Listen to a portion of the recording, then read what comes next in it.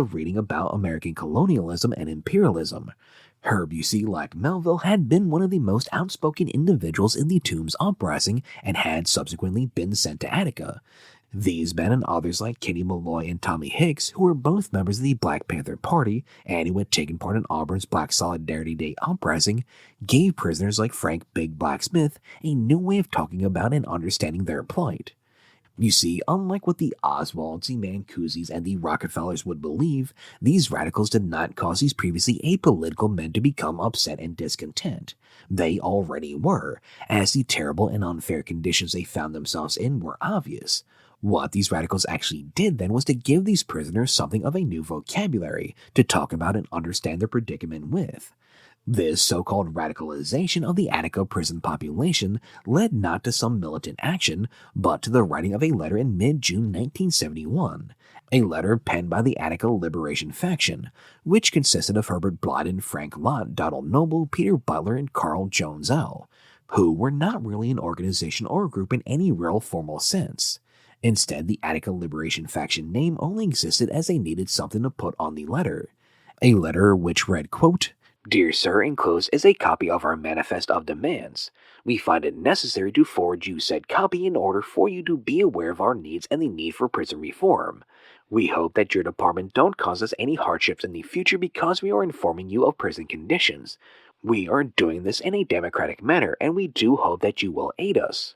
This radical militant letter then continued by listing the 28 reforms that they wanted to see implemented, wild outlandish things like improvements in working and living conditions, changes to the medical staff and procedures so prisoners would stop being ignored and untreated.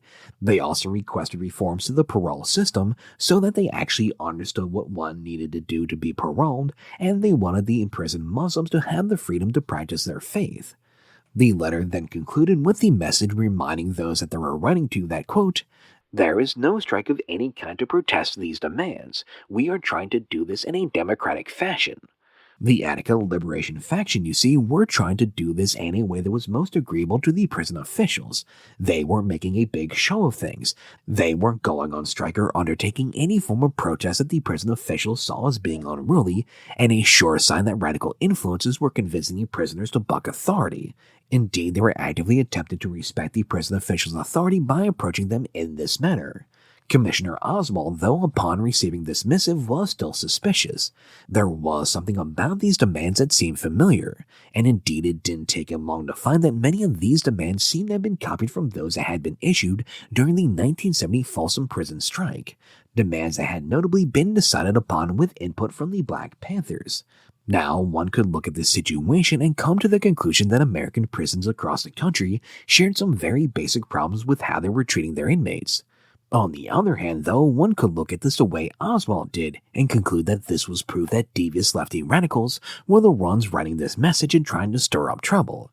Indeed, Oswald would specifically blame black Muslims for this, due to the demand for religious freedom for Muslim prisoners, which, over and above everything else, is an outlandish conclusion to jump to, seeing as how these prisoners were explicitly not looking to stir up trouble.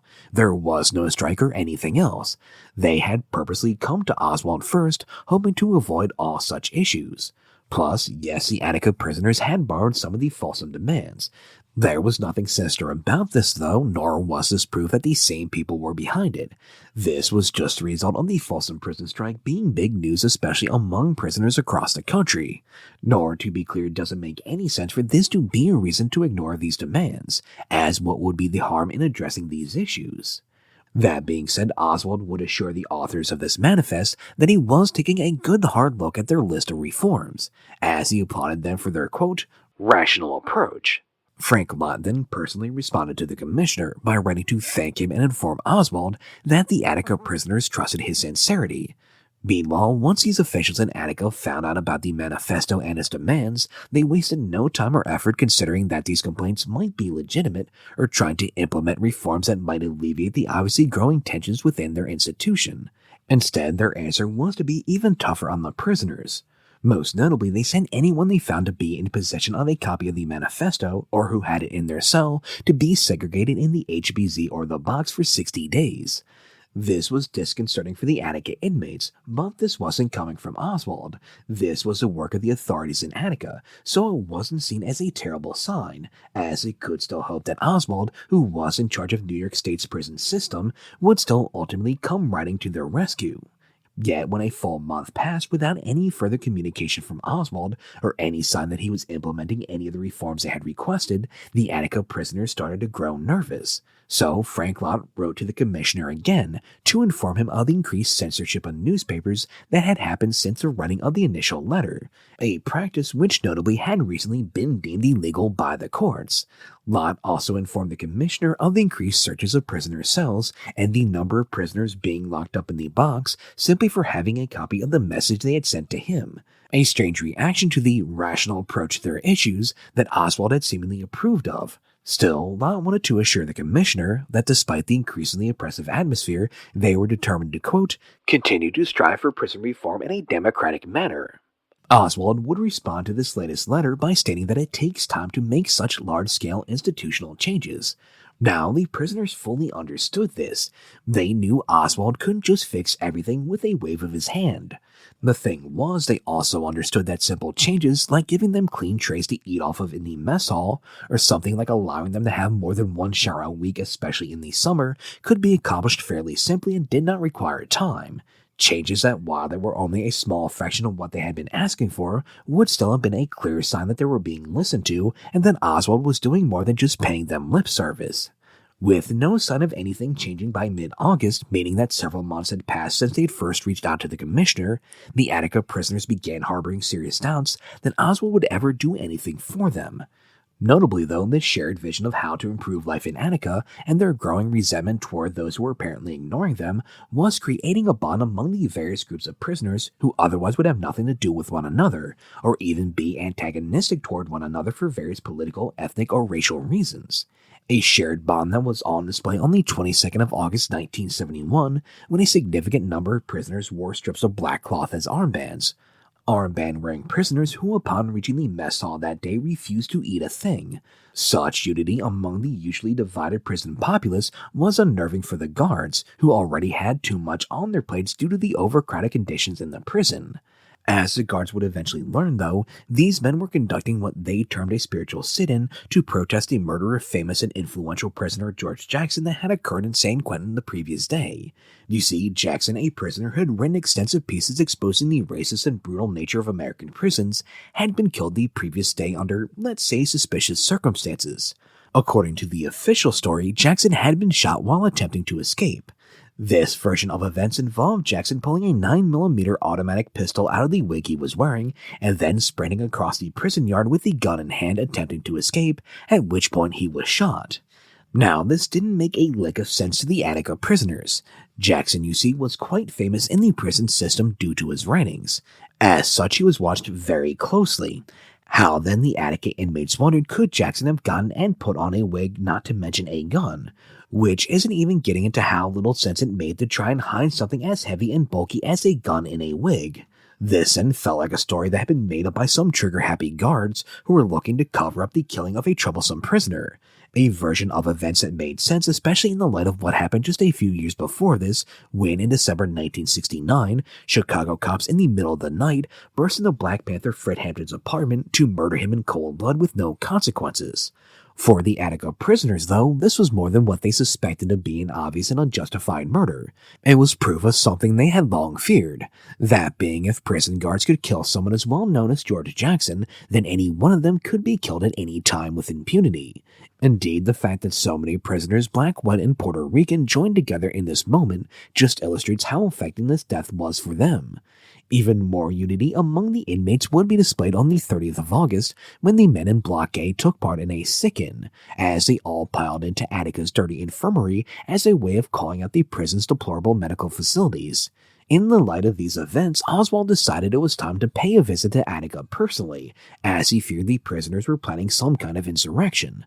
The reality was, though, they were doing no such thing. Many, in fact, had pinned their hopes on Oswald, believing that the reform-minded commissioner would make the kinds of changes they saw as being so blatantly obvious. Oswald would arrive in Attica on the 2nd of September. During this visit, the commissioner was scheduled to meet with both the staff of the prison and with representatives from the Attica Liberation faction before delivering an address to all the inmates over the prison address system. It was this address in particular that many of Attica's prisoners were pinning their hopes to, believing that he would surely have a list of reforms that he was intending to implement. A list that seemingly in and of itself would have been enough for the prisoners, who felt they could trust the commissioner to keep his word.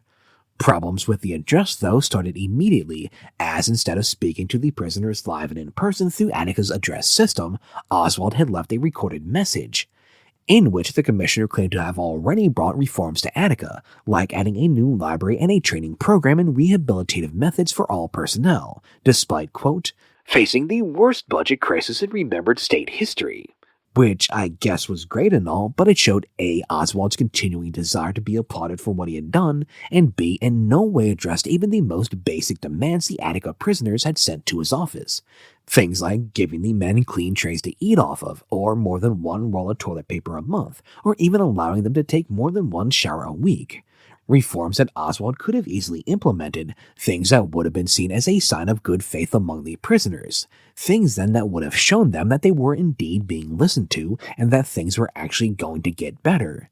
Indeed, it wouldn't be until the very end of his pre-recorded statement that Oswald even mentioned the requested reforms that had been sent to his office, at which point, rather than announcing any kind of change in policies or a planned response of any kind to the issues the inmates had brought forth, the commissioner instead claimed that he and his staff were continuing to review their demands to determine what quote-unquote reasonably possible reforms they could make.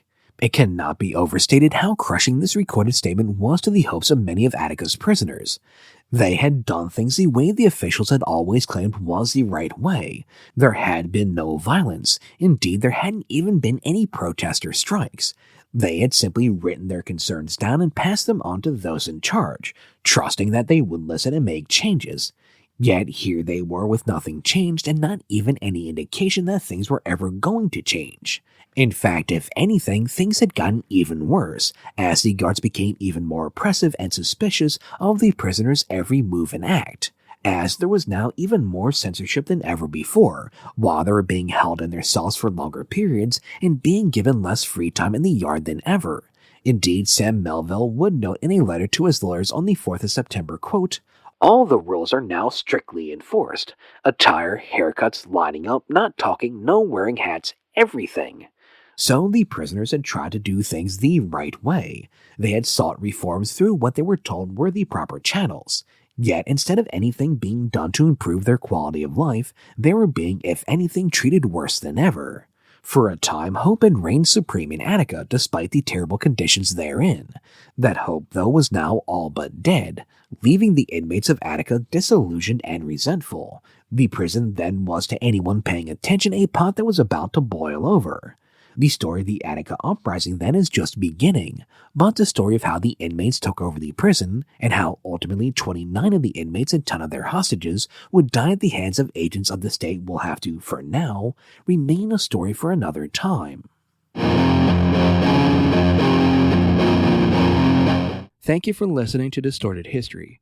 If you would like to help out, please rate and review the podcast and tell your friends if you think they'll be interested. If you're feeling especially generous and would like to help keep this podcast going, please consider visiting my Ko-fi page at ko-fi.com/distortedhistory and donating a few bucks.